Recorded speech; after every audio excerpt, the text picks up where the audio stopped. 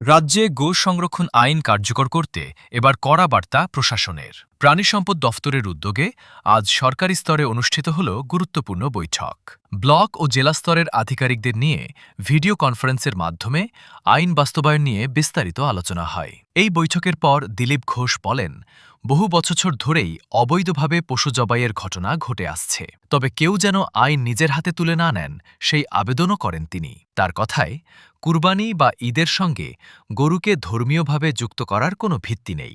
যদি কোনো প্রথা চলে এসে থাকে তবে তা অবশ্যই দেশের আইন ও বিধিনিষেধ মেনেই করতে হবে। সম্প্রতি পশ্চিমবঙ্গ সরকারের তরফে জারি হওয়া বিজ্ঞপ্তিতে স্পষ্ট বলা হয়েছে, ১৪ বছরের কম বয়সী গরুকে বেআইনিভাবে হত্যা করা যাবে না। ১৯৫০ সালের গো সংরক্ষণ আইন মেনেই এই নির্দেশিকা জারি হয়েছে বলে জানানো হয়েছে প্রশাসনের তরফে। তিনি আরও বলেন, আইন শৃঙ্খলা রক্ষায় পুলিশ কঠোর নজরদারি চালাচ্ছে এবং পরিস্থিতি নিয়ন্ত্রণে প্রশাসন সর্বতোভাবে সহযোগিতা করবে।